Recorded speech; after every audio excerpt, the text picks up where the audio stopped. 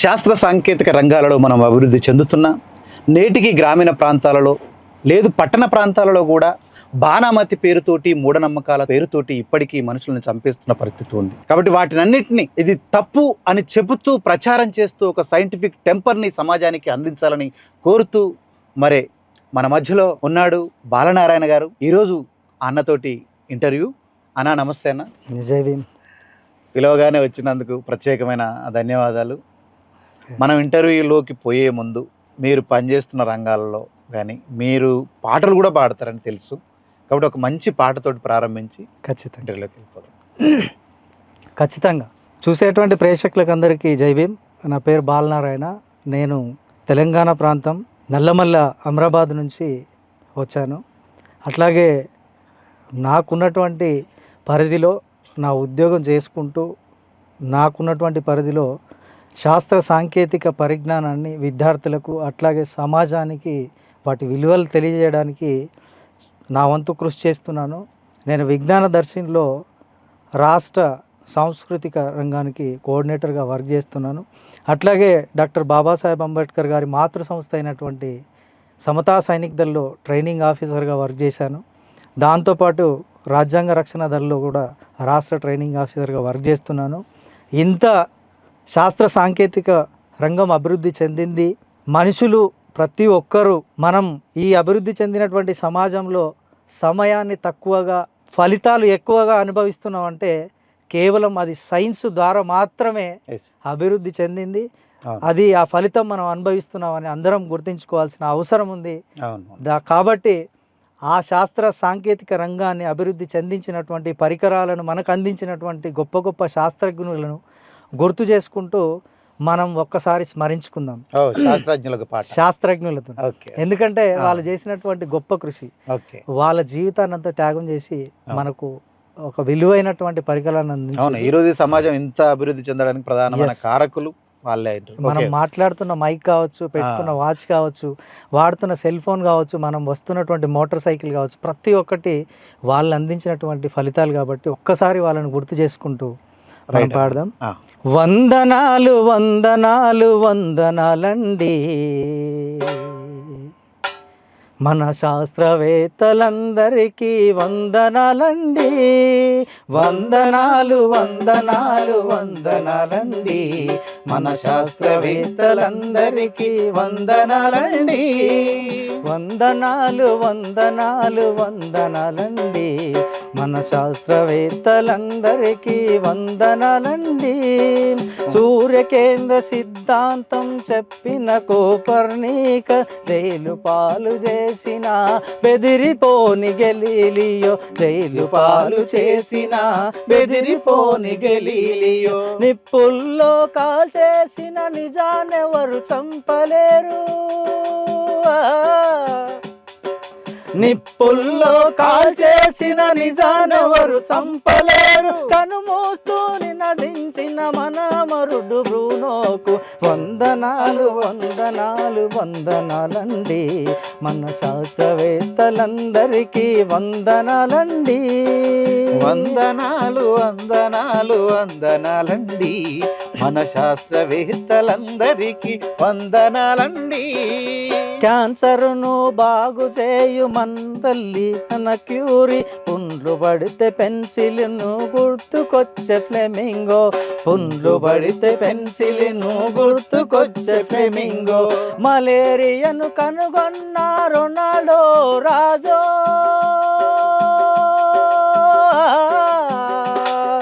మలేరియాను కనుగొన్న రొనాల్డో రాజో. జీవకణం నిర్మించిన అరవిందో పురాణోకు వందనాలు వందనాలు వందనాలండి మన శాస్త్రవేత్తలందరికీ వందనాలండి. వందనాలు వందనాలు వందనాలండి మన శాస్త్రవేత్తలందరికీ వందనాలండి. నీలి ఆకాశంలో నీలం రంగును చూసి దాని వెనక దాగి ఉన్న శాస్త్రీయతను కనిపెట్టిన, నీలి ఆకాశంలో నీలం రంగును చూసి దాని వెనక దాగి ఉన్న శాస్త్రీయతను కనిపెట్టి నోబెల్ బహుమతి గ్రహీత మన సివి రామను, నోబెల్ బహుమతి గ్రహీత మన సివి రామను తలెత్తుకొని నా దేశం, తలెత్తుకొని నా దేశం నిలిచేలా చేశాడు. వందనాలు వందనాలు వందనాలండి, మన శాస్త్రవేత్తలందరికీ వందనాలండి. వందనాలు వందనాలు వందనాలండి, మన శాస్త్రవేత్తలందరికీ వందనాలండి. సూపర్ సూపర్ అన్న, నిజంగానే మొత్తం ఈ ప్రపంచాన్ని మార్చినటువంటి అందరినీ, శాస్త్రవేత్తలందరినీ కూడా మనం తలుచుకోవడం గొప్ప విషయం.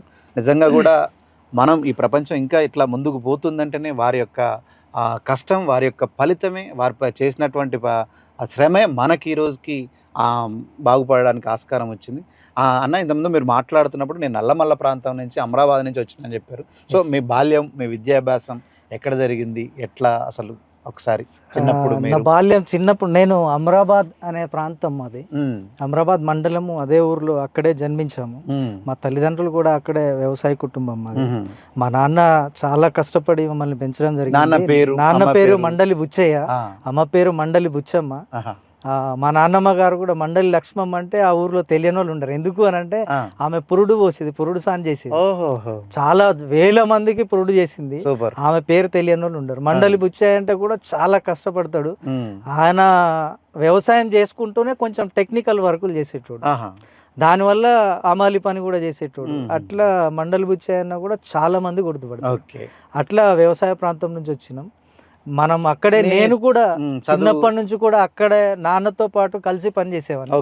నాన్న నేర్పించినటువంటి ఒక గొప్ప లక్ష్యం ఏంది అని అంటే, నాన్న చిన్నప్పటి నుంచి ఒక మాట చెప్పేటోడు, కష్టపడితే ఏదైనా చేయగలుగుతాం బిడ్డ, చదువు ఒకటే మనకు కాదు, ఖచ్చితంగా మనం కష్టపడితేనే చదువుతో పాటు కష్టపడి పని చేయాలి. ఒకవేళ చదువు లేకపోయినా కూడా నువ్వు ఎక్కడికి వెళ్ళినా రాణించగలుగుతావు అనే గొప్ప విషయాన్ని నాకు నేర్పిండు.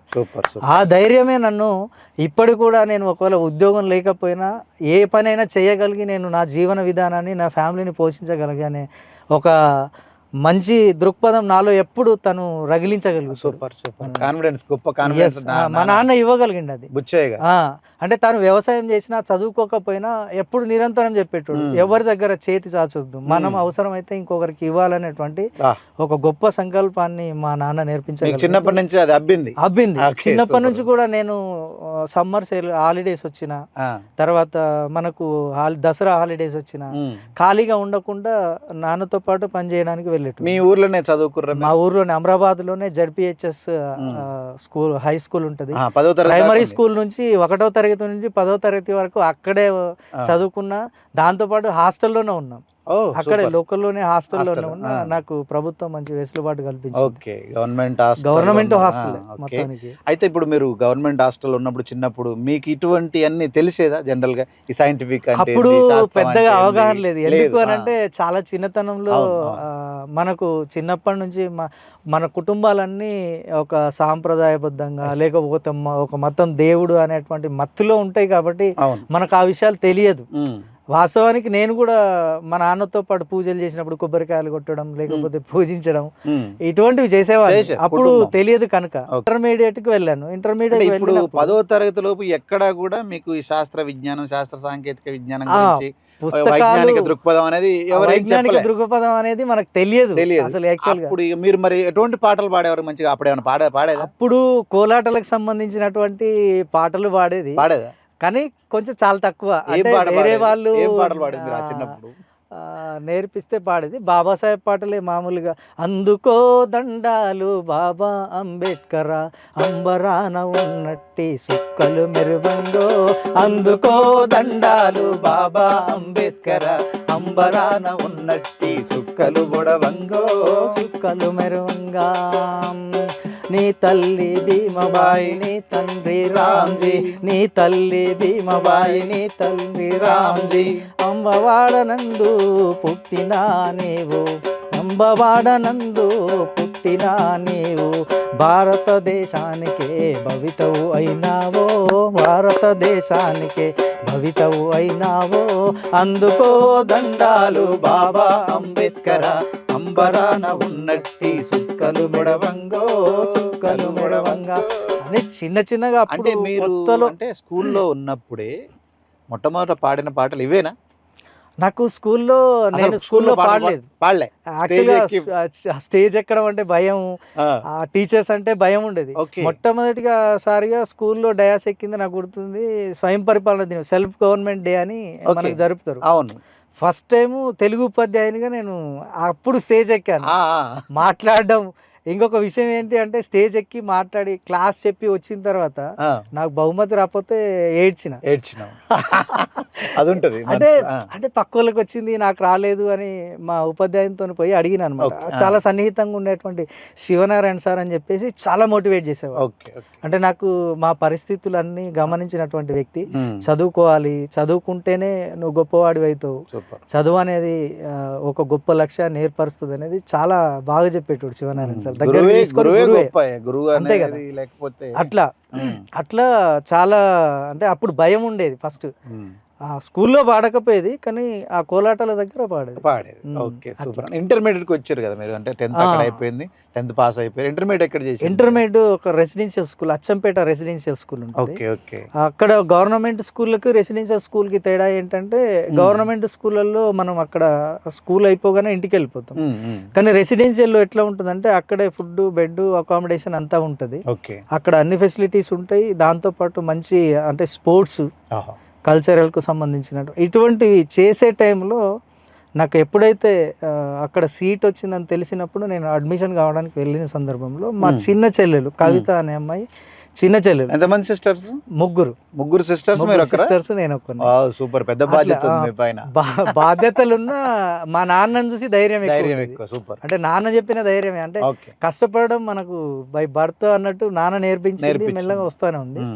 అప్పుడు చెల్లె చనిపోయినప్పుడు నేను కొంచెం మీరు చెప్పినటువంటి ఆ వైజ్ఞానిక దృక్పథం అనే అంశం కాకుండా అసలు దేవుడు ఉన్నాడా, ఉంటే ఇట్లా ఎందుకు చేస్తాడు అనే అంశానికి కనెక్ట్ అవునాను. అంటే చనిపోవడం ఏంటి, చనిపోతే బతికియాలి కదా దేవుడు కదా. ఇంటర్మీడియట్ స్థాయిలో కొంచెం కనువిప్పి కలిగింది అనమాట. అప్పుడు ప్రశ్నించడం, నేను వెళ్ళింది కూడా బైపీసీ గ్రూప్ కాబట్టి నాకు కొంచెం ఆ సైన్స్ అనేది దాని కనెక్టివిటీ ఉంటుంది కాబట్టి అప్పుడు కొంచెం. ఎట్లా అంటే చెల్లె మరణించడం పాము కాటుతో మరణించింది. మాది అప్పుడు ఆ ఏరియా అంతా, మేము ఉండే ఏరియా అంతా కొంచెం అడవులు ప్లస్ మేమున్న ఏరియా ఊరికి చివరగా ఉండేది.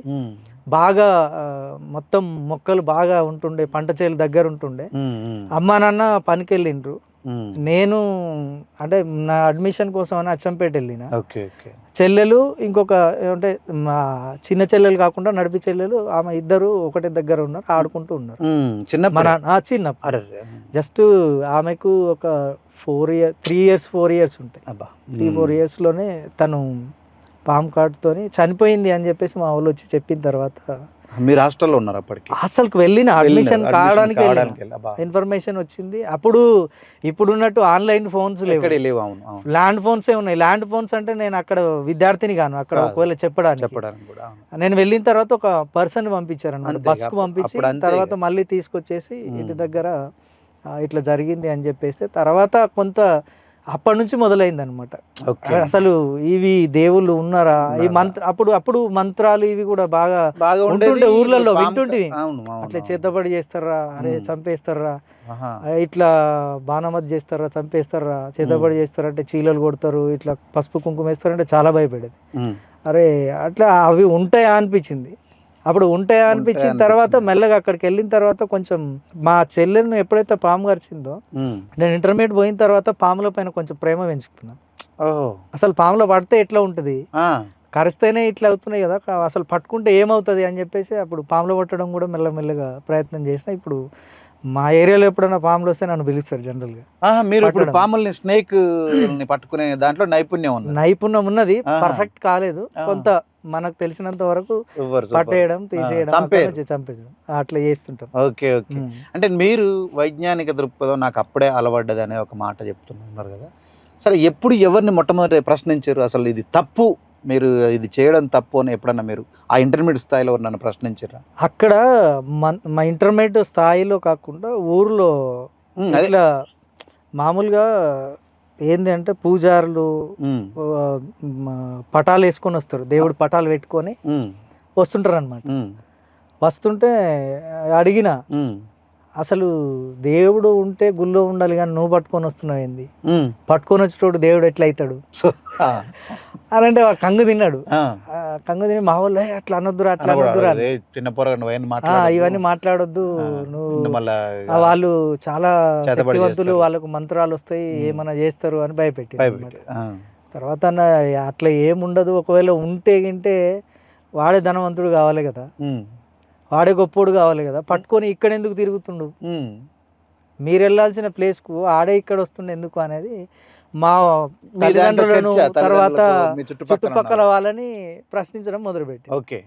ఇక అప్పటి నుంచి ఇప్పటి వరకు కూడా ఎవరైనా ఇటువంటివి ఏమైనా చేసినా, ఇటువంటివి ఏమైనా మంత్రాలు చేసిరన్నా ఫస్ట్ నన్నే పిలుస్తారు.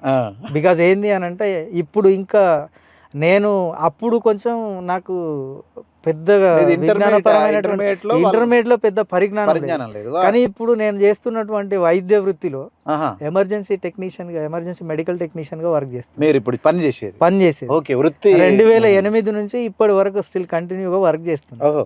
వైద్యం ఉన్నది తెలుస్తుంది, మనకి ఏం జరుగుతుంది, ఒక మనిషికి ఏం జరుగుతుంది, వాళ్ళ లోపల ఒకవేళ నువ్వు బాణామతి చేతబడి పేరుతో ఏం జరుగుతుంది అనే దాని విషయాల మీద చాలా కూలంకషంగా తెలుసుకోవడం, ట్రైనింగ్ సెషన్లు వినడం, వాటితో పాటు ఊర్లలో ఏమైనా జరిగితే వాళ్ళకి చెప్పడం. ఇప్పుడు మీరు మాట్లాడుతున్నప్పుడు చెప్పారు, వాళ్ళ మీద అడిగాను, అది అయిపోయింది, చుట్టుపక్కల వద్దు అన్నారు అనే దాంతో మీరు కొంచెం ఆ ఇంటర్మీడియట్ స్థాయి కాబట్టి ఎక్కువ వైజ్ఞానిక పరిజ్ఞానం లేదు కాబట్టి కొంచెం అన్నారు. తర్వాత మీరు మొట్టమొదటి ఫైట్ ఎక్కడ చేశారు, ఎప్పుడు చేశారు? అదేనా ఫైట్ అనేది పక్కన పెడితే ఎక్కువ ప్రశ్నించడంతోనే జనరల్ గా ఏంది అని అంటే మా ఇంట్లోనే మొదలు పెట్టిన, ఇంట్లోనే మొదలు పెట్టిన. ఓకే.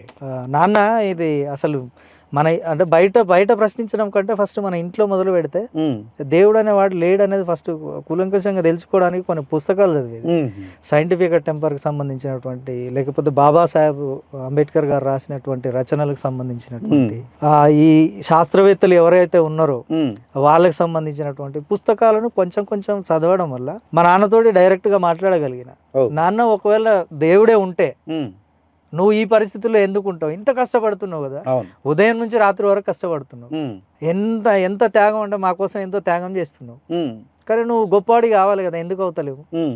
మనకంటే గొప్పలు ఇంకా డబ్బులు సంపాదించిన వాళ్ళు ఉండరు, పేరు సంపాదించిన వాళ్ళు ఉండరు, ఆస్తులు సంపాదించిన వాళ్ళు ఉండరు, నువ్వు అవుతలేవు కదా. వాళ్ళు కష్టపడతలేరు, నువ్వు కష్టపడుతున్నావు కదా, నువ్వు ఎందుకు అవ్వట్లేదు? మరి దేవుడే ఉంటే నువ్వు వారానికి ఒకసారి నువ్వు దేవుని దగ్గర పోయి కొబ్బరికాయ కొడతావు, మొక్కుతావు, అవసరమైతే ఏమైనా డబ్బులు హుండీలో వేస్తావు, ముడుపులు కడతావు, అవసరమైతే ఒక ఉత్సవం చేస్తావు, ఎందుకు అవుతలేదు? ఇది తప్పు నాన్న అంటే అట్లా కాదురా అంటే నేను డిగ్రీకి వచ్చిన తర్వాత ఇంట్లో టెంపుల్కు సంబంధించినటువంటి అంటే మా దేవుళ్ళకి సంబంధించినటువంటి ఏవి లేకుండా పక్కన మీరు ఆ ఇంటిని చైతన్యం చేయగలిగినాం, కానీ వాళ్ళ లోపల కొన్ని ఏళ్ళు తరబడి వాళ్ళు విన్నటువంటి మాటలు, ఏళ్ళు తరబడి విన్నటువంటి ఏవో కథలు వాళ్ళ నరనరాన జీర్ణించుకుపోయి ఉన్నాయి కాబట్టి అక్కడక్కడ కొన్నిసార్లు మనం ఎంత చెప్పినా కూడా కొన్ని ఖచ్చితంగా దేవుడు లేడనేది పక్కన పెడితే మూఢనమ్మకాల పైన ఒక అద్భుతమైన పాట ఉంది. అసలు మూఢనమ్మకాలు ఏం చేస్తారు, ఎట్లా జరుగుతాయి అనే అంశం పైన మనం ఒక్కసారి ఆ పాటను మీకు గుర్తు చేస్తాను. డిగ్రీకి వచ్చిన తర్వాత స్టార్ట్ అయింది మీ సాంస్కృతిక పోరాటం కూడా. సాంస్కృతిక పోరాటం స్టార్ట్ అయింది అప్పటి నుంచి. మనకు వాదం వేదం అనే అంశాలను తీసుకుంటే, అంటే ఒక వ్యక్తి చూసేటువంటి సంఘటనను ఒక సైన్స్ కు సంబంధించినటువంటి వ్యక్తి ఎట్లా చూస్తాడు, ఒక ఆస్తికుడు అంటే ఒక దేవుణ్ణి నమ్మేటువంటి వ్యక్తులు ఎట్లా చూస్తారు అనే అంశాన్ని మేము ముందు ఉంచడానికి ప్రయత్నం చేస్తాం. దృష్టిని బట్టి కనిపిస్తుందని సృష్టిని విన్నాను, దృష్టిని బట్టి కనిపిస్తుందని సృష్టిని విన్నాను, నువ్వది వేదం అన్నావు, నువ్వది వాదం అన్నావు, నేనది వేదం అన్నాను. దృష్టిని బట్టి కనిపిస్తుందని సృష్టిని అన్నావు, నువ్వది వాదం అన్నావు, నేనది వేదం అన్నాను. సంత నడుమ ఒక జోల పట్టి పసి గొంతు మోగుతుంటే, సంతలోన ఒక జోల పట్టి పసి గొంతు మోగుతుంటే. మనం చూస్తుంటాం గారడి వాళ్ళు చేసేటువంటి విద్యలో ఒక అమ్మాయి తన ఒక బరువైనటువంటి కర్రను పట్టుకొని ఒక సన్నని తాడు మీద ఏ విధంగా నడుస్తుంటో దాన్ని చూస్తున్నటువంటి వ్యక్తి ఏమంటుందంటే, సంత నడుమ ఒక జోలె పట్టి పసి గొంతు మోగుతుంటే, సంత నడుమ ఒక జోలె పట్టి పసి గొంతు మోగుతుంటే, నువ్వది గేయం అన్నావు, నేనది గాయం అన్నాను, నువ్వది గేయం అన్నావు, నేనది గాయం అన్నాను. దృష్టిని బట్టి కనిపిస్తుంది సృష్టిని విన్నాను, నువ్వది వాదం అన్నావు, నేనది వేదం అన్నాను. బల ప్రదర్శన కోసం ఒకడు పులులు చంపుతుంటే, బల ప్రదర్శన కోసం ఒకడు పులులు చంపుతుంటే, నువ్వది శౌర్యం అన్నావు, నేనది క్రౌర్యం అన్నాను, నువ్వది శౌర్యం అన్నావు, నేనది క్రౌర్యం అన్నాను. దృష్టిని బట్టి కనిపిస్తుందని సృష్టిని విన్నాను, నువ్వది వాదం అన్నావు, నేనది వేదం అన్నాను. కళాత్మకంగా సినిమా తప్పుడు విలువలు చూపిస్తే, ఇప్పుడు ప్రస్తుతం ఉన్నటువంటి సమాజంలో మనం చాలా సినిమాలు చూస్తున్నాం. ఐటమ్ సాంగ్ లేకుండా సినిమానే ఉండదు, లేదు. పచ్చి బూతులు లేకుండా సినిమానే ఉండదు, పచ్చి బూతులు లేకుండా కామెడీ ఉండదు. మొత్తం తప్పుడు విలువలను చూపిస్తున్నటువంటి అంశాన్ని మనం ఒక్కొక్కరు ఏ విధంగా చూస్తారనే అంశాన్ని. కళాత్మకంగా సినిమా తప్పుడు విలువలు చూపిస్తే, నువ్వది వినోదమన్నావు, నేనది ప్రమాదమన్నాను, నువ్వది వినోదమన్నావు, నేనది ప్రమాదమన్నాను.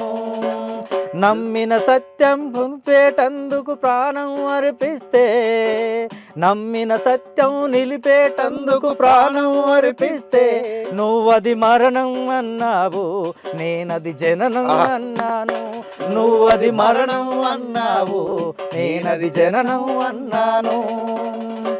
ఈ అంశం ఎందుకు చెప్తున్నా అంటే, భూమి గుండ్రంగా ఉందన్నప్పుడు ఒక శాస్త్రవేత్తను చంపేసింది. బాణమతుల పేరు మీద, చేతబడుల పేరు మీద ఇది నిజం కాదు, దీనివల్ల ఏమీ కాదు అని చెప్తే ఎంతో మందిని బట్టలు ఇప్పి పండ్లు ఊడబీకి వాళ్ళను చెట్టుకు కట్టేసి చిత్రహింసలకు గురి చేసి చంపుతున్న సందర్భాలు ఎన్నో ఉన్నాయి. బ్రూనో అనేటువంటి ఒక శాస్త్రవేత్తను తగలబెట్టిన సందర్భాన్ని బట్టి ఈ అంశాన్ని మీకు చెప్పడం జరిగింది. అందం కోసం అప్పు చేసి ఒక ఆభరణం కొంటే, అందం కోసం అప్పు చేసి ఒక ఆభరణం కొంటే, నువ్వది కంకణమన్నావు, నేనది సంకెళ్ళన్నాను, నువ్వది కంకణమన్నావు, నేనది సంకెళ్ళన్నాను. నువ్వది వాదం అన్నావు, నేనది వేదం అన్నాను. ఇలా ఒక్కొక్క వ్యక్తి అంటే అవును చాలా అంటే మీరు హేతుబద్ధమైనటువంటి భావాజాలం గల వ్యక్తులు ఆ కర్ర మీద అమ్మాయి నడుస్తుంటే ఆ పొట్టకూటి కోసం అనేది నడుస్తుంది. కానీ నువ్వు నిజంగా ఆ పాట రాసిన వారు ఎవరో కానీ చాలా అద్భుతమైన పాట. రచన రెంటాల వెంకటేశ్వరరావు. నిజంగా చాలా మంచి పాట రాశారండి. ఈ రోజు సమాజానికి అవసరమైన పాట.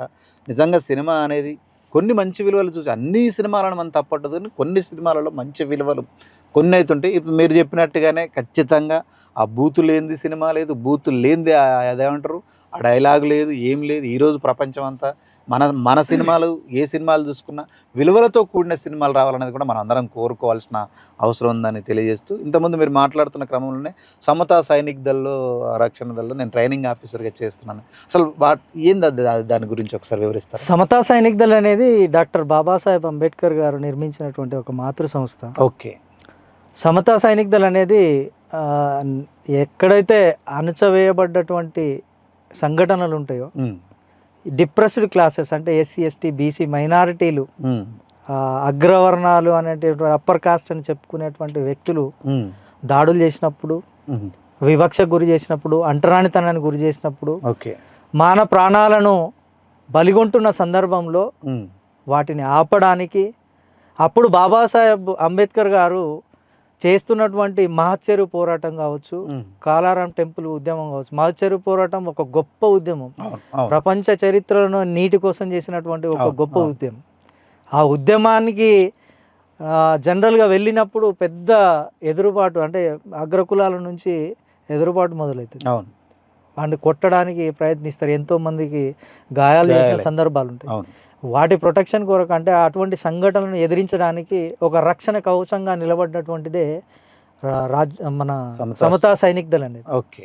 దాంతోపాటు కాలారాం టెంపుల్లో దాదాపు ఒక ఉద్యమం చేసినప్పుడు బ్రిటిష్ వారు అక్కడి దేవాలయంలోకి ప్రవేశం కల్పించడానికి వాళ్ళు ఏదైతే గెజెట్ విడుదల చేసినా కూడా ఇక్కడ ఉన్నటువంటి బ్రాహ్మణీయ వ్యవస్థ, ఇక్కడ ఉన్నటువంటి ఏదైతే అప్పర్ కాస్ట్ అనుకుంటున్నామో ఆ వ్యవస్థ ఆ గుడి తలుపులు మూసేసి ఎవరైతే depressed classes SC ST BC మైనారిటీలు ఎవరైతే ఉన్నారో ఆ గుళ్ళోకి రానివ్వమని చెప్పేసి, ఒకవేళ వస్తే అపవిత్రం అవుతుందని చెప్పినప్పుడు దాదాపు 2 సంవత్సరాలు జరిగిన పోరాటం అది. ఆ 2 సంవత్సరాలు ఆ సమతా సైనిక్ దళ్ ఏవైతే మార్షల్స్ అంటారు సైనికులని, వాళ్ళు ఆ గుడి చుట్టూ కాపలా ఉండి ఆ దేవాలయ ప్రవేశం చేసేంత వరకు కొట్లాడినటువంటి గొప్ప సంస్థ. సూపర్.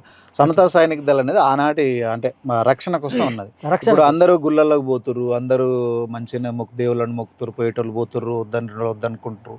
మరి ఇప్పుడు కూడా ఇంకా సమతా సైనిక్ దళ అవసరం ఉందంటారా? ఖచ్చితంగా. ఎట్లా?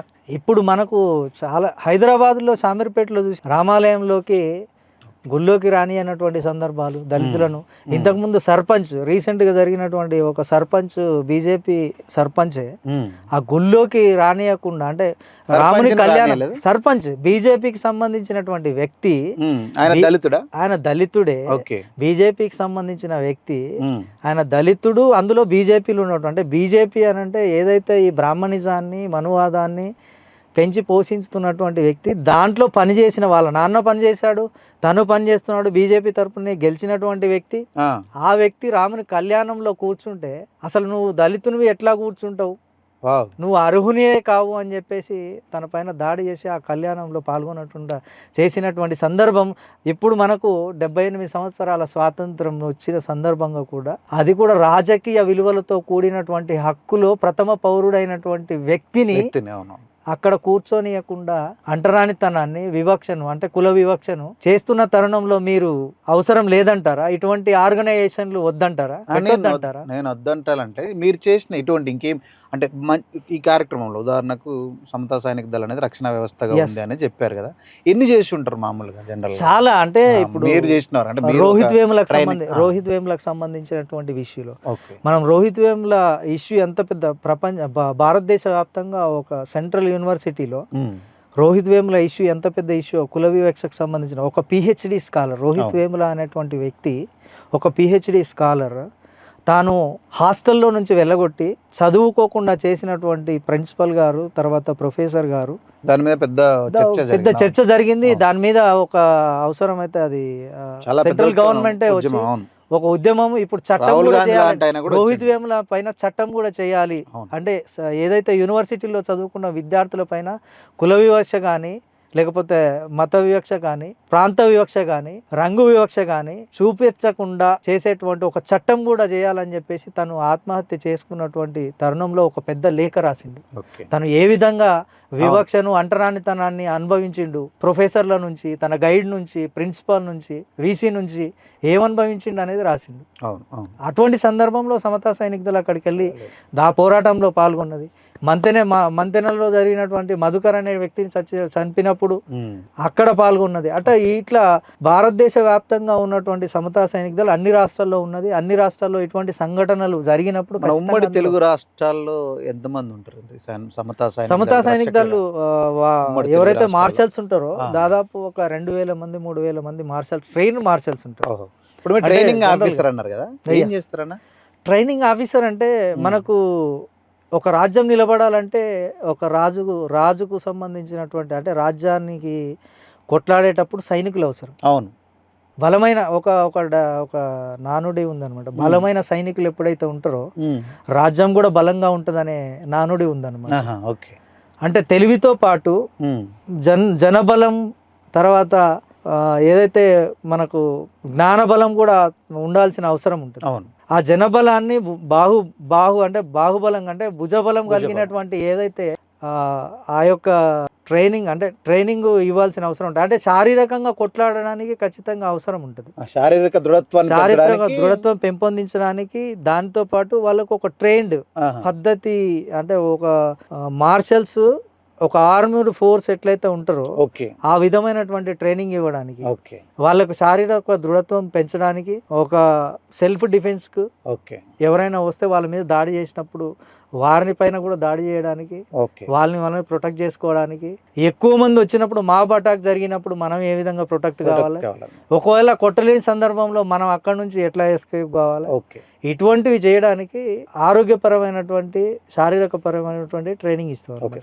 దాంతో పాటు మనం ఎవరైనా పెద్ద వ్యక్తులు అంటే మనకు సంస్థకు సంబంధించినటువంటి ఎవరైతే అఫీషియల్స్ వచ్చినప్పుడు వాళ్ళకి శానిటేషన్ పర్పస్లో గౌరవ వందనం ఇయనికే వాళ్ళకు మార్చ్ ఫాస్ట్ లాంటివి చేయించడం. మనకు ఆర్మీ లైక్ ఇండిపెండెన్స్ డే రోజు తర్వాత గణతంత్ర దినోత్సవం రోజు మనం ఆర్మీడ్ ఫోర్స్ చేస్తుంటాం. బికాజ్ ఓన్లీ అది మన కేవలం మార్చ్ పాస్ట్ అంటే మనం ఒక అక్కడ జరిగేటువంటి ప్రదర్శన లాగా చూడొద్దు. బికాజ్ వాళ్ళు ఆల్రెడీ వెల్ ట్రైన్డ్ ఉంటారు. అంటే ఫ్రాక్షన్ ఆఫ్ సెకండ్ లో ఏది జరిగినా దాన్ని విత్ ఇన్ సెకండ్ లో మళ్ళీ రీప్లేస్ చేసుకునే కెపాసిటీ ఉంటుంది.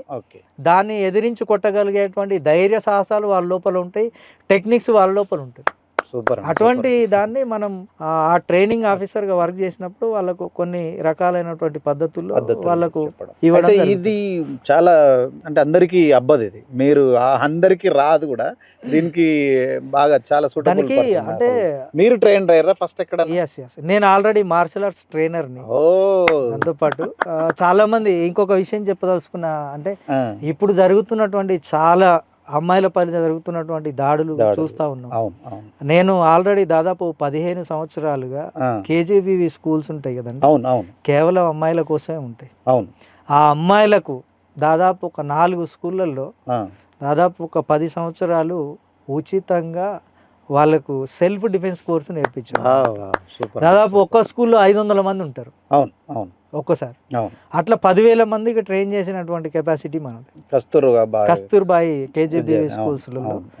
వాళ్ళు ఎందుకనంటే అక్కడ స్కూల్లోకి పోయేటువంటి పిల్లలు మహిళలు చాలా అంటే అనగారిన వెనకబడ్డ పిల్లలు, ఏదైతే depressed causes SC ST minority BC పిల్లలు మాత్రమే అక్కడికి వెళ్తారు. కాబట్టి వాళ్ళకి ఇటువంటి విద్య చాలా అవసరం అవుతుంది. బయటికి వెళ్ళిన సందర్భంలో అవసరం అవుతుంది. శారీరకంగా కూడా వాళ్ళు దృఢంగా తయారు కావడానికి అది ఖచ్చితంగా అవసరం అవుతుంది. ఈ చేస్తూ మరి మీకు పాటలు పాడడం ఎట్లా అబ్బిందన్న? మరి చాలా అసలు అయితే దానికి దీనికి మీకు ఖచ్చితంగా మీరు ఇది ఒక అంశం గుర్తుపెట్టుకోవాల్సిన అవసరం ఉంది.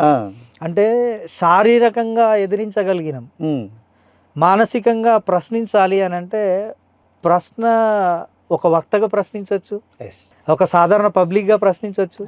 కానీ పాట ఎంత ఊవెత్తున ఎగిసి పడుతుంది అని అంటే పాట విలువ ఒక గద్దర్ను చూస్తే మీకు అర్థమవుతుంది, ఒక గోరటి వెంకన్నను చూస్తే అర్థమవుతుంది. అట్లా పాట అనేది చాలా అంటే కొత్త విప్లవాన్ని సూచిస్తుంది. ఒక పాట తెలంగాణ ఉద్యమంలో ఉవ్వెత్తున ఎగిసిపడి తెలంగాణ మన రాష్ట్రాన్ని ప్రత్యేక రాష్ట్రాన్ని తెచ్చి ఇవ్వగలరు. ఒక పాట గద్దర్ పాడినటువంటి పాట కమ్యూనిజాన్ని భారతదేశ వ్యాప్తంగా ఒక ఊపు.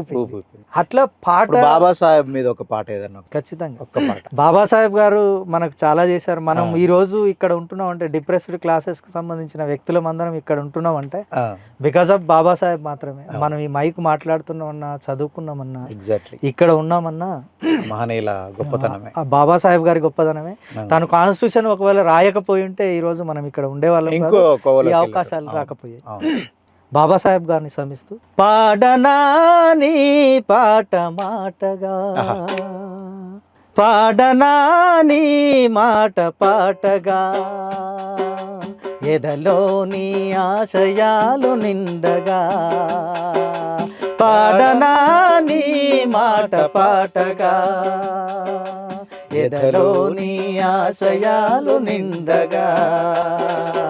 అంబేద్కర విజ్ఞాన శేఖర, అంబేద్కర విజ్ఞాన శేఖర, అనగారిన బతుకులలో ఉదయ భాస్కర, ఓ ఉదయ భాస్కర, పాడనా నీ మాట పాటగా, ఎదలోని ఆశయాలు నిండగా, ఎదలోని ఆశయాలు నిండగా. దళితుడిగా పుట్టిన ధనవంతుడివి విద్యలో, దళితుడిగా పుట్టిన ధనవంతుడివి విద్యలో, కులహీనుడివైనా గుణవంతుడి జగత్తులో, కులహీనుడివైనా గుణవంతుడివి జగత్తులో, చైతన్య ప్రతీక నీవయా,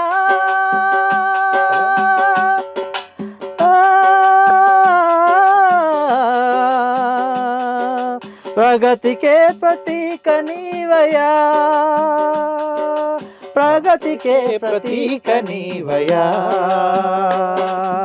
పాడనా నీ మాట పాటగా, ఎదలోని ఆశయాలు నిండగా, ఎదలోని ఆశయాలు నిండగా. నిరుపేదల పక్షాన నిలిచినవో వీరుడా, నిరుపేదల పక్షాన నిలిచినవో వీరుడా, ఛాందసాలపై సమరం చేసినవో ధీరుడా, ఛాందసాలపై సమరం చేసినవో ధీరుడా, విజ్ఞానపు గనివి నీవయా,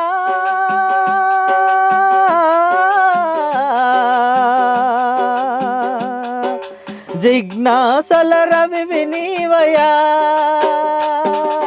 జిజ్ఞాసల రవివి నీవయా, పాడనా నీ మాట పాటగా, ఎదలోని ఆశయాలు నిండగా, పాడనా నీ మాట పాటగా, ఎదలోని ఆశయాలు నిండగా. సూపర్ సూపర్, అద్భుతమైన పాట, చాలా చక్కని పాట అన్న. సమతా సైనిక్ దళ్లో పనిచేస్తున్నటువంటి ఒక టైప్ ఆఫ్ పని అది. తర్వాత విజ్ఞాన దర్శనికి మీరు కల్చరల్ కోఆర్డినేటర్లో స్టేట్ కన్వీనర్గా ఉన్నారు. సో దీని పనికి దాని పనికి చాలా చక్కటి సంబంధం ఉంది నాకు తెలిసి. సో అందుకని దీంట్లో మీ పని ఎట్లా ఉంది అట్లా ఒక్కసారి. విజ్ఞాన దర్శిని అనేది అసలు అంటే అంటే 2 రాష్ట్రాల్లో చాలా అద్భుతంగా వర్క్ చేస్తుంది. అసలు ఏంటి అని అంటే సైంటిఫిక్ టెంపర్. అసలు సైన్స్ అనే అంశాలను చాలామంది తెలియక, అంటే మనం వాడుతున్న ప్రతిదీ సైన్సే. ఓకే, మనం గాలి పీలుస్తున్నామన్నా సైన్సే, ఇక్కడ కూర్చున్నామన్నా సైన్సే, మనం ఎక్కడైనా తిరుగుతున్నామన్నా సైన్సే, ప్రతిదీ సైన్సే. అది మనకు తెలుసుకోలేక కేవలం అది మనం చేసేటువంటి ప్రతి పనిని దైవం చేయిస్తుంది, దైవం మాత్రమే మొత్తం మనం ఏం చేసినా దానికి రూపం దైవమే అనే అనుకోండి. దేవుడు మాత్రమే మనల్ని పుట్టించగలుగుతాడు, దేవుడు మాత్రమే చంపగలుగుతాడు, మనం చేసే ప్రతి పని దేవుడే చేయిస్తాడు అని అంటుండ్రు. అట్లా అన్నప్పుడు మరి దొంగతనాలు కూడా దేవుడే చేయిస్తాడా? మర్డర్లు కూడా దేవుడే చేయిస్తాడా? అబద్ధాలు కూడా దేవుడే చెప్పిస్తాడా? అట్లాంటప్పుడు మరి దేవుడు తప్పు చేస్తున్నట్టే కదా. అసలు దేవుడే లేదనేది మనం తెలుసుకోవాల్సిన విషయం. దేవుడే లేడు మీరు నమ్మరు? ఖచ్చితంగా దేవుడు నమ్మరు 100%. టెంపుల్లోకి పోరు? టెంపుల్లోకి పోతాం. టెంపుల్లోకి పోమని ఎందుకంటాం? అక్కడ దేవుడు లేడు అనేదే మనం చెప్పడం కదా. టెంపుల్లోకి పోమని ఎందుకంటాం?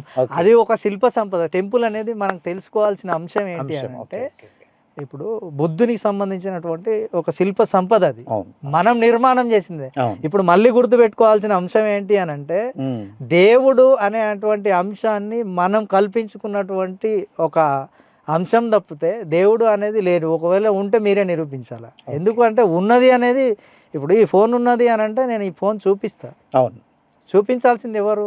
లేదనే వాళ్ళు కాదు, అవును ఉందనే వాళ్ళు మాత్రమే చూపించాల్సిన అవసరం ఉంటుంది. ఉమ్, లేడు అని ఖచ్చితంగా చెప్తున్నాను. ఓకే అట్లా నువ్వు గుడికి వెళ్ళొద్దు అనేది పక్కన పెడితే, ఆ గుడిలో జరిగేటువంటి అక్కడ ఏం జరుగుతుంది, గుడిలో ఏం జరుగుతుంది, మంచి జరుగుతుందా చెడు జరుగుతుందా, అక్కడ భక్తి పేరున ఏదైనా దందా జరుగుతుందా, ఓకే భక్తి పేరున మోసం జరుగుతుందా? ఆ, మనం చాలా మందిని చూసాం, భక్తి పేర ఎమ్మెల్యే వాళ్ళ భార్య ఉమ్, కోట్ల రూపాయలు మోసం చేసి ఎమ్మెల్యే వాళ్ళ భార్య దగ్గర తీసుకుపోవడం చూసాం.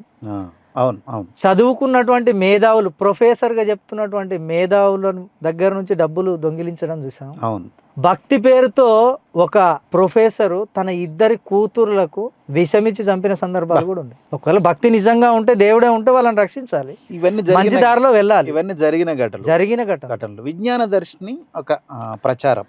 విజ్ఞాన దర్శిని అనేది ఉమ్, ఎక్కడైతే మోసం జరుగుతుందో, ఉమ్, అసలు ఏం జరుగుతుంది అంటే, ఒక బాబా లింగం ఎట్లా తీస్తాడు, ఓకే లింగం పేరుతో ఇది ఒక అద్భుతమైనటువంటి శక్తి గల లింగం అని చెప్తుంది. ఉమ్, అది మేము చూసి చేయించినాం. అక్కడ ఎక్కడ మోసం జరుగుతుంది, ఓకే అక్కడ ఏం జరుగుతుంది ఉమ్, అనేటువంటి, అంటే మనం ఎక్కడైనా ఒక మ్యాజిక్ను చేసి వాళ్ళు చూపిస్తారు, ఓకే. దానికి భక్తి అనేటువంటి ముసుగులో చేసి సో చూపిస్తారు. వాళ్ళు చేసేటివి కూడా ఒక సైంటిఫిక్ సైంటిఫిక్ అంశాలే చేస్తారు, ఎస్, కానీ వీళ్ళు అంతా కూడా అది కాదు. అయితే ఈ మధ్య కాలంలో ఏమైతుందంటే, సరే మతం అనేది వ్యక్తిగతం, కానీ ఈ రోజుల్లో మతాన్ని నువ్వు నా మతం తీసుకోవాలని ఒక రెచ్చగొట్టేతనాన్ని కూడా, వాళ్ళని కొంచెం హింసిస్తున్న అంశాలు కూడా ఉన్నాయి చాలా చోట్ల. ఖచ్చితంగా. అంటే ఇప్పుడు జరుగుతున్నటువంటి అంశం ఏంటంటే, మనకు ఆర్టికల్ 25 ఒకటి ఉంటుంది, భారతదేశ రాజ్యాంగం ఇచ్చినటువంటి ఆర్టికల్ 25 ఏం చెప్తుంది అంటే, నీకు నచ్చిన దేవుని నీకు కొలమని చెప్తుంది, నీకు నచ్చిన మతాన్ని నువ్వు ఆచరించమని చెప్తుంది. అటువంటిప్పుడు ఫోర్స్ చేయడం ఎందుకు? తనకు నచ్చినటువంటి ఒక హిందూకు సంబంధించిన దేవులను కొలవచ్చు, ఒక ముస్లింకి సంబంధించిన దేవులను కొలవచ్చు, ఒక క్రిస్టియన్కి సంబంధించినటువంటి యేసును కొలుచుకుంటాడు, ఒక అల్లా ముస్లింకు సంబంధించిన, అంటే వ్యక్తిగతమైంది. నువ్వు వ్యక్తిగతమైన దాన్ని ఫోర్స్ చేసి రుద్ది నువ్వు ఖచ్చితంగా వీళ్ళనే ఈ మతంలోనే ఉండమంటే ఎట్లా? ఉండమన్నప్పుడు భావ ప్రకటన స్వేచ్ఛ కూడా ఉంటుంది కదా, తనకు నచ్చిన విధంగా బతకడం అనేది ఒకటి ఉంటుంది. అయితే ఈ నమ్మొద్దు అని విజ్ఞాన దర్శనంలో ఒక అద్భుతమైన పాట పాడతారు, డెఫినెట్లీ అదేదో బాగుంటది కూడా.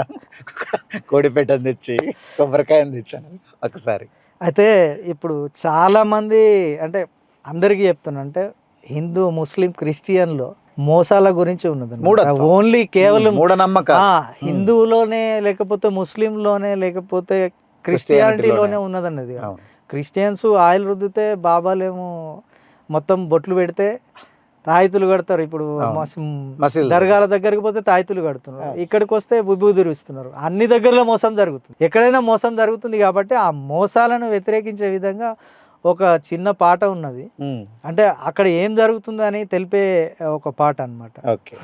ఓం భీమన్నడు నల్ల కోడి తిన్నడు.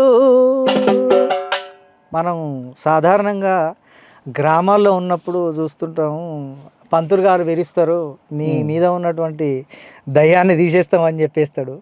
దానికి కావాల్సినటువంటి సామాగ్రి ఉంటుంది కదండి, ఒక నల్ల కోడి కావాలి, కళ్ళు సీసా కావాలి, ఇంత పసుపు కుంకుమ కావాలి, జాపత్రి కావాలి, దానికి సంబంధించినటువంటి కొబ్బరికాయలు కావాలి, ఇట్లా చేస్తుంటారు.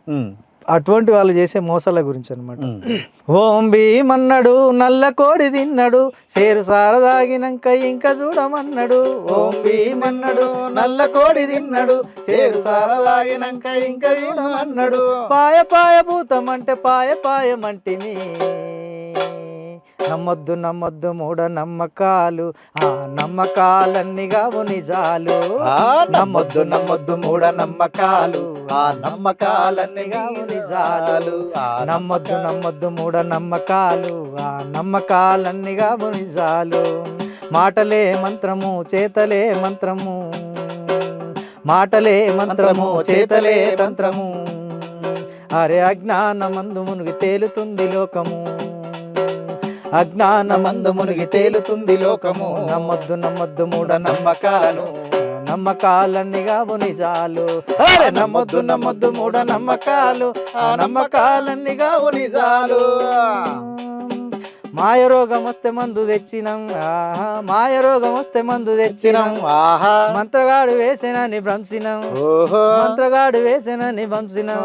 ఓహో మానాదితోనే ఇక నంసినాం, ఆహా మానాదితోనే ఇక నంసినాం. ఆహా పక్కవాని మీద నింద మోపినాం, ఓహో పక్కవాని మీద నింద మోపినాం. ఓహో చెట్లు ఊపే మంత్రగాన్ని చూపినాం, ఆహా చెట్టు ఊపే మంత్రగాన్ని విరిసినాం. ఆహా నట్టేట ముగ్గు పోయించినాం, ఓహో నట్టేట ముగ్గు పోయించినాం. ఆహా నల్ల కోడి సేరు సార తెచ్చినాం, ఓహో నల్ల కోడి సేరు సార తెచ్చినాం. ఆహా పాయ పాయ రోగం అంటే పాయ పాయమంటివి, పాయ పాయ రోగం అంటే పాయ పాయమంటివి, పాయ పాయ రోగం అంటే పాయ పాయమంటివి. పాయ పాయ రోగం అంటే పాయ పాయమంటివి.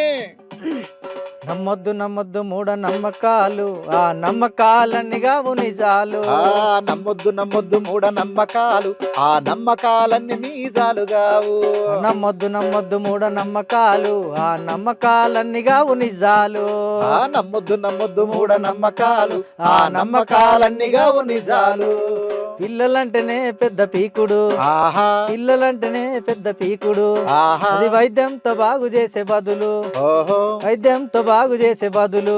ఓహో చెట్టు చేమరా ఇరప్ప మొక్కినాం, ఆహా చెట్టు చేమరా ఇరప్ప మొక్కినాం. ఓహో ఏలు ముంచెదే ఉన్ని తెచ్చినాం, ఆహా ఏలు ముంచెదే ఉన్ని తెచ్చినాం. ఓహో చెట్టు చేమరా ఇరప్ప మొక్కినాం, ఆహా చెట్టు చేమరా ఇరప్ప మొక్కినాం. ఓహో ఏలు ముంచె దేవుణ్ణి తెచ్చినాం, ఆహా ఏలు ముంచె దేవుణ్ణి తెచ్చినాం. ఓహో నీళ్ళల్లో ఏలు ముంచి చూపితే, ఆహా నీళ్ళల్లో ఏలు ముంచి చూపితే, ఓహో నీళ్ళల్లో ఏలు ముంచి చూపితే. ఆహా ఆ నీళ్ళే సంతానమని భ్రంసినం, ఆహా ఆ నీళ్ళే సంతానమని భ్రంసినం. ఓహో ఉబ్బుతున్న పొట్ట చూసి,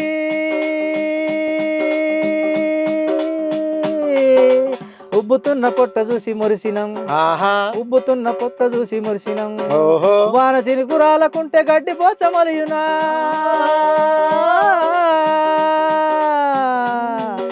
వాన చినుకు చిరుకురాలకుంటే గడ్డి పోసమలియునా, వైద్యమంతు చేయకుంటే రోగమంటూ కుదురునా, వైద్యమంతు చేయకుంటే రోగం అంటూ కుదురునా. వాన చినుకు రాలకుంటే గడ్డి పోచమలియునా, వాన చినుకు రాలకుంటే గడ్డి పోచమలియునా. వైద్యమంటూ చేయకుంటే రోగమంటూ కుదురునా. వైద్యమంటూ చేయకుంటే రోగం అంటే కుదురునా.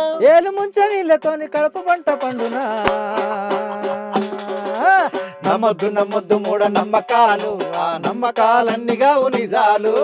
నమ్మొద్దు నమ్మొద్దు మూఢ నమ్మకాలు, ఆ నమ్మకాలన్నీ కావు నిజాలు. కుక్క కాటు వేస్తే లెక్క చెయ్యక, ఆహా కుక్క కాటు వేస్తే లెక్క చెయ్యక. ఆహా జాగ్రత్త, కుక్క కాటు వేసినప్పుడు ఖచ్చితంగా హాస్పిటల్కి పోవాలి. దానికి సంబంధించినటువంటి ఏవైతే రాబీస్ కు సంబంధించినటువంటి టీకాలు ఏవై ఉంటాయో అవి తీసుకోవాలి. లేకుంటే ఈ మధ్యనే ఒక స్పోర్ట్స్ మ్యాన్ చచ్చిపోయిండు, అవును అంటే ట్రైన్డ్ అయినటువంటి ఒక కబడ్డీ ప్లేయరు కుక్క కాటుతో చచ్చిపోయిండు. బాబా మీరు పొరపాటున కుక్క కాటుకి చెప్పు దెబ్బనికి ఇట్లా కొట్టించుకున్నారా, మీ జీవితం కథమే. కాబట్టి ఖచ్చితంగా మీరు హాస్పిటల్కే పోవాలి, మీ ట్రీట్మెంట్ తీసుకోవాలి. కుక్క కాటు వేస్తే చెక్క చెయ్యక, కుక్క కాటు వేస్తే లెక్క చెయ్యక. కుండేదాకా ముంచినాం, కుండేదాకా చూసినాం. నాటు చెట్ల పసర్లన్నీ పోసినాం, నాటు చెట్ల పసర్లన్నీ పోసినాం. పిచ్చి వేసి అరుస్తుంటే వదిలినాం, పిచ్చి వేసి అరుస్తుంటే వదిలినాం, పిచ్చి వేసి అరుస్తుంటే వదిలినాం. పాము తేలు గరిసిన మంత్రం వేస్తే తగ్గునా, పాము తేలు కలిసిన మంత్రం వేస్తే తగ్గునా, పాము తేలు గరిసిన మంత్రం వేస్తే తగ్గునా, పాము తేలు కలిసిన మంత్రం వేస్తే తగ్గునా. మరణం పొందేదాకా మాయ వైద్యం చేస్తివి, మరణం పొందేదాకా మాయ వైద్యం చేస్తివి, మరణం పొందేదాకా మాయ వైద్యం చేస్తివి. మరణం పొందేదాకా మాయ వైద్యం చేస్తివి. అన్ని తెలిసి ఇంకనైనా నిజం తెలుసుకుంటివి. నమ్మొద్దు నమ్మొద్దు మూఢ నమ్మకాలు, ఆ నమ్మకాలన్నీ కావు నిజాలు. నమ్మొద్దు నమ్మొద్దు మూఢ నమ్మకాలు, ఆ నమ్మకాలన్నీ కావు నిజాలు. ఇట్లా మన సమాజంలో నిజంగా మీరు అన్నట్టే చాలా నిజంగా కూడా ఎంత పెద్ద ఏమంటారు మంత్రాలు చేస్తాం గింత్రాలు చేస్తాం అనుకున్న వాళ్ళు కూడా వాళ్ళకి జ్వరం వచ్చిందంటే ఖచ్చితంగా ఏదో కేర్ హాస్పిటల్ పెద్ద పెద్ద హాస్పిటల్లో పోయి ఈ మధ్య ట్రీట్మెంట్ తీసుకుంటుంటారు. దాంతో పాటు ఈ మధ్య ఆ, కల్వరి టెంపుల్లో చేసేటువంటి ఒక పాస్టరు ఆ. ఆయిల్తో అందరికి నయం చేసి ఆయన పోయి హాస్పిటల్లో ట్రీట్మెంట్ తీసుకుంటారు. ఆయిల్తో చచ్చిపోయిన వాళ్ళు లేపుతారు, పక్షవాతం వస్తే కాలు చేతులన్నీ పనిచేస్తాయి, అవును వాళ్ళకు బ్రెయిన్లో ట్యూమర్ అయితే ట్యూమర్ తగ్గిపోతుంది. అవును కానీ ఆయనకు ఆరోగ్యం బాగాలేకపోతే మాత్రం ఎక్కడ పోయిండు? హాస్పిటల్. హాస్పిటల్కి పోయిండు. అంటే ఈ సమాజంలో ఎట్లా ఉందంటే ఈ సమాజంలో మీరు అన్నట్టు ఒక 10% మీ వైపు నడిచే వాళ్ళు ఉంటారు. 90% 90% మంది ఈ గుళ్ళు గోపురాలు చుట్టూ అంటే మానసిక ఆందోళన అంటామా, మానసిక ప్రశాంతత అంటామా, ఎవరి భాషలో వారు చెప్పుకుంటారు, ఎవరి భాషలో వాళ్ళు చెప్పు. కానీ ఇక్కడ ఈ 90% మంది ప్రజలలో చైతన్యం రావాలనే తపనతో మీరు పనిచేస్తారు. Yes. ఈ క్రమంలో ఎక్కడైనా ఒక చోట మిమ్మల్ని మీ పైన దాడులు జరిగిన ఘటనలు ఏమైనా ఉన్నాయా? ఖచ్చితంగా ఇవి ఖచ్చితంగా జరుగుతాయి. ఎందుకు అని అంటే అంటే మీ పైన జరిగినాయి ఒక్కసారి మా పైన ఎక్కడ జరగలేదు. ఎందుకంటే బికాజ్ మేము ముందే ఆల్రెడీ వెల్ ట్రైన్డ్ అని ముందే చెప్పిన అవునవునవును ట్రైన్డ్ అని ముందే చెప్పినాం. ఎందుకు అని అంటే మా సంరక్షణ ఇప్పుడు ఎదుటోళ్ళ చేతులు ఎందుకు పెడతాం? అవును. ఎదుటోళ్ళ చేతుల్లో పెట్టి మేము పోలేము కదా. పోలేరు. అవును మేము వెల్ ట్రైన్ కాబట్టి మాకు ఒక టీం ఉంటుంది, మేము ముందే. చూసుకుంటూ వెళ్ళిపోతాం. ఆ.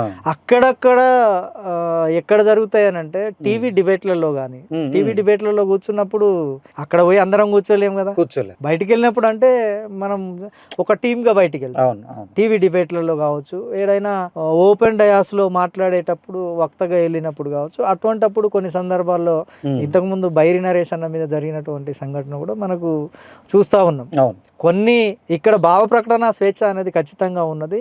నేను ఒకవేళ తప్పుగా మాట్లాడితే నువ్వు రాజ్యాంగం ప్రకారం చట్టం ప్రకారం నన్ను శిక్షించవలసిన అవసరం ఉంది. అవసరం ఉంది. ఓకే. కానీ చట్టాన్ని చేతుల్లో తీసుకునేటువంటి హక్కు ఎవరికి లేదు. అట్లా మీకు ఎక్కడ కూడా మీ పైన దాడులు జరిగిన ఘటనలు విజ్ఞాన దర్శిని మీద అయితే ఇప్పటి వరకు అప్పుడు ఎక్కడ జరగలేదు. ఉమ్. కాకపోతే అంటే social media లో. సోషల్ మీడియా పరంగా ఆ. విపరీతంగా అంటే నానా బూతులు తిడుతూ, ఉమ్, ఫ్యామిలీని తిడుతూ, ఉమ్, అక్క చెల్లె అమ్మ ఇట్లా ఈ విధంగా అన్ని రకాల బూతులు తిడుతూ ఉంటారు.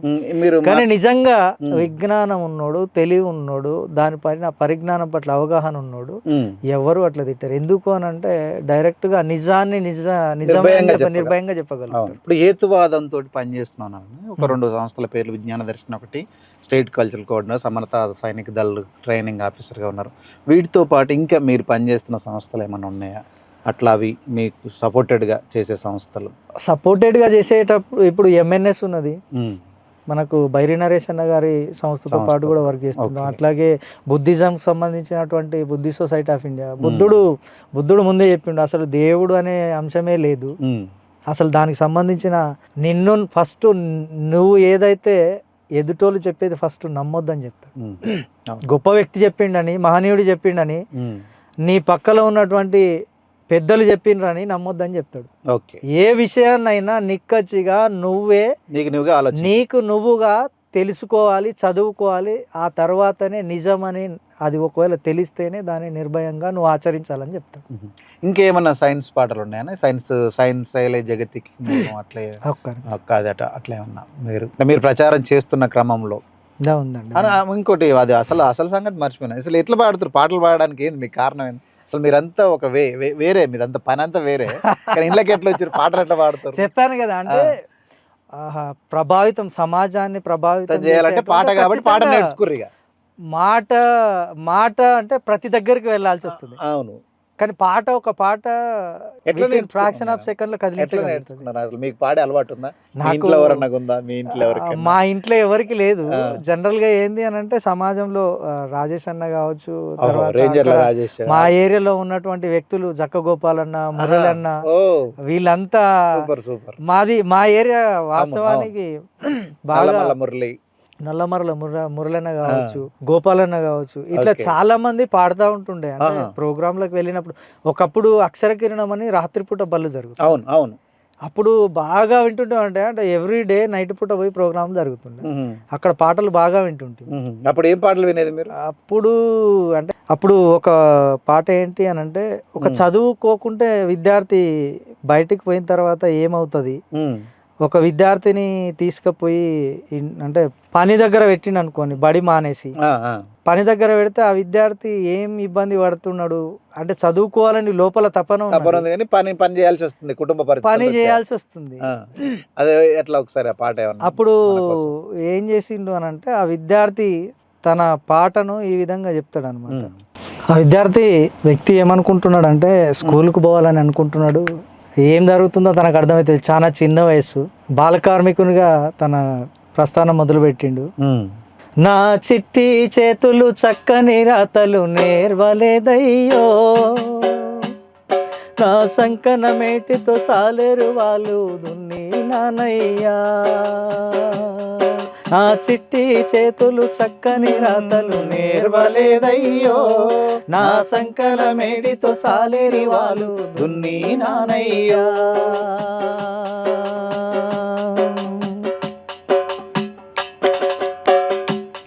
సుక్కగూకిన జాముకు ఎడ్లా కొట్టం సూరు కాడుంటా, సుక్కగూకిన జాముకు ఎడ్లా కొట్టం సూరు కాడుంటా. మా అమ్మాయ్య రాకముందే నిదురపోతానే, మా అమ్మాయ్య రాకముందే నిదురపోతానే. నా చిట్టి చేతులు సక్కని రాతలు నేర్వలేదయ్యో, నా సంకన మేటితో సాలేరు వాళ్ళు దుని నానయ్యా.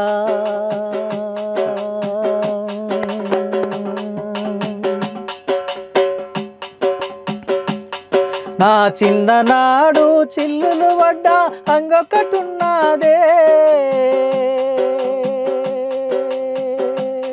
నా చిన్ననాడు చిల్లులు పడ్డా అంగొకటున్నదే. వాళ్ళ బిడ్డలకేమో రోజు రోజు రంగులు మారేనే, రంగు రంగులు మారేనే. నా చిట్టి చేతులు చక్కని రాతలు నేర్వలేదయ్యో, నా సంకల మేడితో సాలేరు వాళ్ళు దున్ని నానయ్యా. నా సంకల మేడితో సాలేరు వాళ్ళు దున్ని నానయ్యా. అంటే అక్కడ అక్షర కిరణ అంటే అక్షర కిరణాలతోటి ఆ లోకల్ రాత్రిపూట బల్లప్పుడు అంటే బాల కార్మికులుగా చేయకండి. మంచి పాట ఇది. అంటే దాదాపు 30 ఏళ్ళు అయిపోయింది పాట రాసి, చింతలాది గారు రాసి 30 ఏళ్ళు అయిపోయింది. నన్ను గన్నా వాళ్ళకి 7 ఏళ్ళప్పుడే దూరమాయని, దొరగారి ఎడ్లా కొట్టం కాడికి చేరు అయ్యాని. అంటే సుక్క గుక్క జాము కాడికి ఎడ్లా కొట్టం సొరకు అమ్మ నాన్న వచ్చేసరికి పండుకుంటా, మళ్ళీ వాళ్ళు లేవక ముందుకి నేను వెళ్ళిపోతా. అంటే అమ్మ నాన్న దగ్గర తన బాల్యాన్ని దగ్గర గడపలేని సిచ్యువేషన్ కాబట్టి చాలా అద్భుతమైన తను స్కూల్ కు పోయే అవకాశాన్ని కోల్పోతాడు, కనీసం తల్లిదండ్రులతోటి గడిపే అవకాశాన్ని కోల్పోతాడు. అన్న చివరిగా మీరు చాలా అంశాలు చర్చించుకున్నామన్న, చివరిగా ఈ సొసైటీకి, ఈ సమాజానికి, నేటి యువతకు మీరు ఇచ్చేటటువంటి సమతా సైనిక దళ ట్రైనింగ్ ఆఫీసర్గా, విజ్ఞాన దర్శిని కల్చరల్ కోఆర్డినేటర్గా, సో మా డక్కన్ టీవీ ప్రేక్షకులకు మీరు ఇచ్చేటటువంటి యువతకు, యువకులు మీరు ఇచ్చేటటువంటి చివరి సందేశం అంటే ఒక్కటి, అంటే సందేశం ఇవ్వాలనుకుంటే పాట రూపంలోనే ఇద్దాం. ఎందుకు అని అనుకుంటే జనరల్గా ఇప్పుడు ఉన్నటువంటి యువత అంతా ఎటుపోతుందో ఎవరికి అర్థమవుతుంది. చాలామంది డ్రగ్స్కు బానిస అవుతున్నారు, తాగుడుకు బానిస అవుతున్నారు, చదువు పక్కన పెట్టేస్తున్నారు, తల్లిదండ్రులను పట్టించుకోవడం లేదు. కానీ కొంతమంది మాత్రం చాలా అంటే ఉద్యోగం చేయాలా, లేకపోతే నా డెడికేటెడ్గా వర్క్ చేస్తున్నారు. హైదరాబాద్లో వచ్చేటువంటి యువత అయితే అక్కడ ర్యాపిడో కొట్టుకుంటున్నో, లేకపోతే హోటల్లో పని చేసుకుంటున్నో చదివేటోళ్ళు కూడా కొంతమంది చాలామంది ఉన్నారు. అటువంటి అంశాన్ని మనం మాట్లాడుకునేటప్పుడు కొంతమంది కుర్రవాళ్ళు పుట్టుకతో వృద్ధులు, పేర్లకి పకీర్లకి షికార్లకి నిబద్ధులు. కొంతమంది కుర్రవాళ్ళు పుట్టుకతో వృద్ధులు, పేర్లకి పకీర్లకి షికార్లకి నిబద్ధులు. కొంతమంది కుర్రవాళ్ళు పుట్టుకతో వృద్ధులు. కలలన్నా కవితన్నా వీళ్ళకు చుక్కెదురు, కలలన్నా కవితన్నా వీళ్ళకు చుక్కెదురు. గోల చేసి అవడమే అయ్యో వీళ్ళెరుగుదురు. కొంతమంది కుర్రవాళ్ళు పుట్టుకతో వృద్ధులు, నడిమి తరగతికి చెందిన అవగుణాల కుప్పలు, అవగుణాల కుప్పలు. ఉత్తమద్దు చిప్పలు ఉత్తమద్దు చిప్పలు నూతిలోని కప్పలు నూతిలోని కప్పలు. కొంతమంది కుర్రవాళ్ళు పుట్టుకతో వృద్ధులు, పేర్లకి పకీర్లకి పుకాలకి నిబత్తులు. కొంతమంది కుర్రవాళ్ళు పుట్టుకతో వృద్ధులు, తాతగారి నాన్నగారి భావాలకు దాసులు, తాతగారి నాన్నగారి భావాలకు దాసులు. నేటి నిజం చూడలేని కీటక సన్యాసులు, నేటి నిజం చూడలేని కీటక సన్యాసులు. కొంతమంది కుర్రవాళ్ళు పుట్టుకతో వృద్ధులు.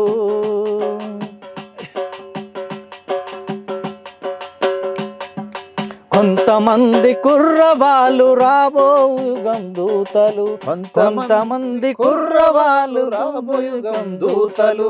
పావన నవజీవన బృందావన నిర్మాతలు, కొంతమంది కుర్రవాళ్ళు నేటి యుగం దూతలు. పావన నవజీవన బృందావన నిర్మాతలు, కొంతమంది కుర్రవాళ్ళు యుగం దూతలు. గతకాలపు మితవాదపు గారడీలు నమ్మరు, గారడీలు నమ్మరు. స్వార్థానికి లొంగిపోయి ఆశయాలు అమ్మరు, స్వార్థానికి లొంగిపోయి ఆశయాలు అమ్మరు. తమ లక్ష్యం మరువరు, తమ లక్ష్యం మరువరు. కొంతమంది కుర్రవాళ్ళు నేటి యుగం దూతలు, పావన నవజీవన బృందావన నిర్మాతలు. కొంతమంది కుర్రవాళ్ళు నేటి యుగం దూతలు. ఇట్లా కొంతమంది నూతిరాతి కప్పలు మొద్దురాతి చిప్పలైతే కొంతమంది నవజీవన బృందావన నిర్మాతలుగా ముందుకు వెళ్ళాలి. మీరు నేటి యువతరం అంతా మొత్తం పదండి ముందుకు, పదండి దూసుకు, పదండి పోదాం పై పైకి అన్నట్లు శ్రీశ్రీ చెప్పినట్టు అక్కడ ఆగిపోకుండా మీరు మెల్లగా మీ జీవన ప్రయాణాన్ని కొనసాగిస్తూ ఎక్కడైనా మూఢ విశ్వాసాలకు దూరంగా ఉంటూ ఒక సైంటిఫిక్ టెంపర్ని ముందుకు తీసుకుపోతూ ఈ సమసమాజ నిర్మాణంలో నెహ్రూ గారు ఎప్పుడూ ఒక మాట చెప్తూ ఉంటారు కదా, నేటి బాలలే రేపటి పౌరులు అనేది అంశాన్ని. ఇప్పటి బాలలే రేపటి పౌరులు కాబట్టి ఈ దేశం యొక్క భవిష్యత్ అంతా ఈ పౌరుల యొక్క, ఈ ఎవరైతే యువత యొక్క చేతులనే ఉంటుంది. కాబట్టి మీరందరూ కష్టపడి పనిచేసిన రోజు, మీరందరూ నిస్వార్థంగా కష్టపడిన రోజు, నిస్వార్థంగా ఆలోచించిన రోజు, నిరంతరం సైంటిఫిక్ టెంపర్తో ముందుకు పోయిన రోజు ఈ దేశం ఖచ్చితంగా ఒక గొప్ప స్థాయికి చేరుకుంటుందని ఈ అవకాశం ఇచ్చినటువంటి దక్కన్ టీవీ సిఇఓ గారికి, అట్లాగే ఇక్కడ ఉన్నటువంటి మా టీం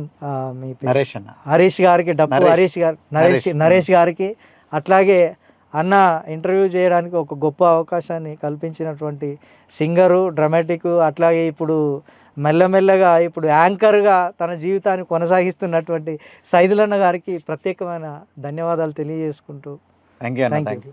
చాలా ధన్యవాదాలన్న, అడగగానే వచ్చి మాకు చాలా చక్కటి ఇంటర్వ్యూ ఇచ్చినందుకు. చూశారు కదా, తెలంగాణ సమాజంలో సైంటిఫిక్ టెంపర్ తోటి మీకు ఎన్ని సమస్యలున్నా, నీకు రోగం వచ్చిందంటే దవాఖానకు పోవాల్సిందే. కాబట్టి మీ మతం అనేది వ్యక్తిగతం, దాన్ని ఫోర్స్ చేయకూడదు అంటూ సమతా సైనిక దళంలో ట్రైనింగ్ ఆఫీసర్గా ఉంటూ అనేక అంశాలను, భారత రాజ్యాంగాన్ని రక్షించుకోవడం కోసం మనందరం కూడా ముందుండాలని కోరుతూ ఈ సమాజం అంతా కూడా సైంటిఫిక్ టెంపర్ తోటి నడవాలని, మీరందరూ కూడా శాస్త్ర సాంకేతిక పరిజ్ఞానంతో శాస్త్రీయంగా ఆలోచించాలని చెప్పినటువంటి మన బాలనారాయణ గారికి మనందరి తరపున, డక్కన్ టీవీ ప్రేక్షకుల తరపున మరొకసారి ప్రత్యేకమైన ధన్యవాదాలు తెలియజేస్తూ మరో వారం మరొక ప్రత్యేక వ్యక్తితో కలుద్దాం. Thank you.